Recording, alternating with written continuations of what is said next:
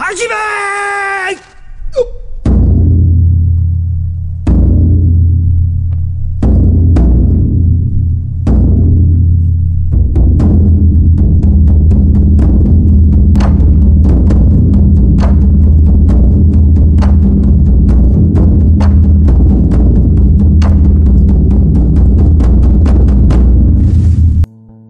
He's gonna make it, I think. So I was sick all last week, and I'm still kicking it. I didn't really do any training. I vaulted one day, and it went out. I mean, I was bummed out after it, just because the cues I've been working on haven't been working. One side I was sick, so what did I really expect to happen? You gotta take a step back to take two forward when you're trying to change a bunch of things. But I was pretty bummed out after it, but that's how it goes some days. I've been trying to make a website. That's been a little more complicated than I thought, but we'll see how it goes. And I had to write my own training. That's pretty much what I did last week. Alright, this is going to be an honest vlog. I wasn't even going to make one this week. I've been kind of down in the dumps. What this vlog has been since day one is it's told my story. The ups, the downs, the twists and the turns, and everything that goes in between. And I don't always tell the downs because who wants to listen to that? People in general, they only want to tell you the good stuff. But if you're telling a story, you got to tell everything. This will be that honest vlog for you. And I don't know if I make this look glamorous or not, this training post-collegiately thing, but I'll be really honest, it's super hard. It's hard trying to be really good in a sport where our country doesn't really appreciate track and field, and especially a subcategory of track and field like pole vault. You could be one of the best in the US and nobody even cares. That's hard. Not saying I'm one of the best in the US, but I bet you can't walk down the street and ask somebody who Mark Hollis is and they're gonna be able to tell who he is. It's just hard. People don't care too much, which is a big reason why I try and make these, try and promote our sport a little bit. But besides that, let's talk about my kind of issues that I've been kind of fighting and struggling with.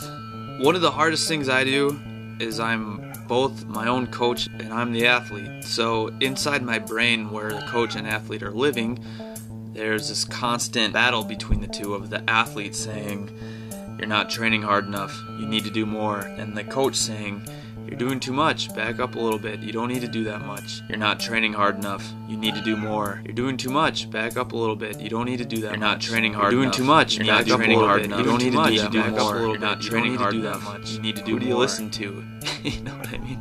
It's exhausting and it wears me out. The cool thing about these vlogs are I get to look back and see what was happening last year. And last year I was kind of going through the same exact thing. But what's really different this year is the first year everything was brand new and exciting, and you're like, I don't know what's gonna happen. I have no idea what's supposed to do. You're kind of writing on a blank page. And my dad was there and he was training with me every day, so there was that person to be like, I don't know if I should do this last one. He was quick to be like, I don't think you need to, or you look pretty good, just do one or two more. And last year my dad was kind of beat up and my mom did it, so she was training and she was kind of saying the same thing, and I had a new training schedule and plan and outline. It's all on a blank page. The difference this year is I didn't have my parents, I didn't have anyone I'm training with, so there's just been this grind. I know what happened last year, and that's kind of your standard. You try and live up to that standard. I'm not meeting this criteria, and it kind of pushes you down a little bit and it wears you out. And then that athlete in you says, you're not doing enough, you better do a little bit more, and then all of a sudden you're just worn out and tired and sick. So then that coach and athlete starts fighting each other again. Since there's this lack of progress that you had big progress last year, you start to say, is all this training worth it? Because training hurts. It's painful, not very fun. So do you stay on this path and see what's at the end of the road, or do you jump and get on a new path? I don't have the answer. I don't know when to know that, because I don't have any experience with it, really. It's all new, and I'm both. So that's just the little issue. And then my big issue that I really can't get over since day one is I feel like I'm just mooching off my parents, my friends, and Carrie. But trying to find ways to be self-sufficient with money and trying to get to meets, and getting to a meet, and if you have to travel there with poles, it's $1,000 is like the minimum it's going to cost to go to each meet. So I've been trying to find ways to pull in money so I can keep doing this and that's why I'm making a website. That's why there's t-shirts. That's why I'm writing training for people. I'm trying to find ways and I haven't figured it out. And year one, all I did was camps and these vlogs. So I had just 2 things and I was feeling pretty refreshed. Last year I was feeling a little tired and burnt out a little bit, but I had camps, vlogs, shirts, and I was writing training for people. Now this year I added Zazzle, t-shirts again, a website, writing training, working camps, and vlogs. So I'm doing more and making about the same amount of money.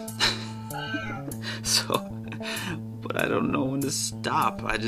How do you make money in this? I can't figure it out. All I really want out of any of this is just to help people. That's really what it comes down to, whether they're vaulters or just anybody. They could just be some random Joe down the street, but if they come across something I've done and they find something out of it that makes me feel good. But at the same time, I can't keep doing this if I don't have any money coming in. That's the truth.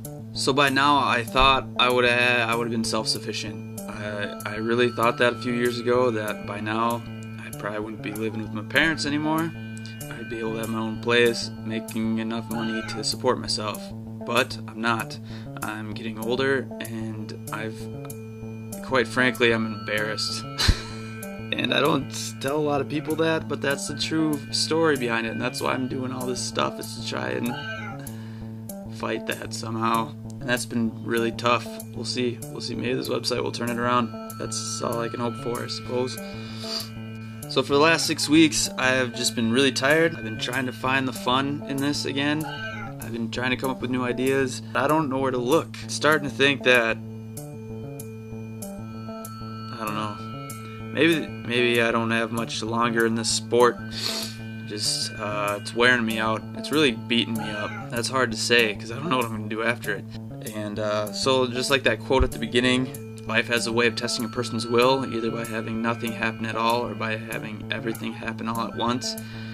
I feel like nothing is happening, so I'm trying to force something to happen by creating opportunities to potentially calm my mind in doing so.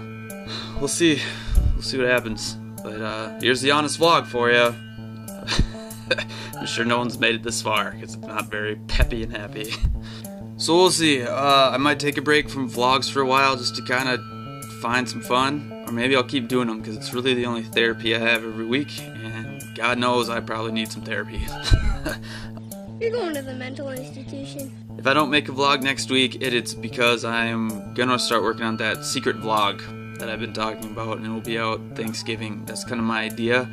Or if that doesn't happen, launch it with the website. Sorry this isn't so much fun. You guys probably didn't get much out of it. I'm just trying to be super honest that this sport is hard. You don't have a lot of support, and if you're not strong enough to try and figure out ways to support yourself, no one else will. Maybe you'll see you next week.